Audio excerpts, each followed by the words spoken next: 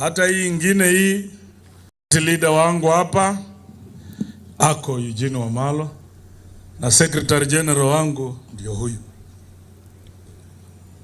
Nimeona jana party zina fold ANC imeenda. Hata hii ingine hii sijui pia inaenda, lakini mimi nawahakikishia niko kwa chama ambacho kiko hapa kudumu. Na asante sana watu wetu kusimama na sisi kukifanya DAP kuwa chama namba 5 Kenya.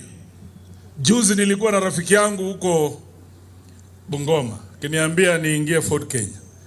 Kamwambia lujirutiti luja mulubofu na mulubofu luja mulutiti. Sisi tuko namba 5, nyinyi namba 7. Sasa tuendelee kukaa hivyo, tufanye hiyo siasa. Kwa wale ndugu zangu ambao tumechaguliwa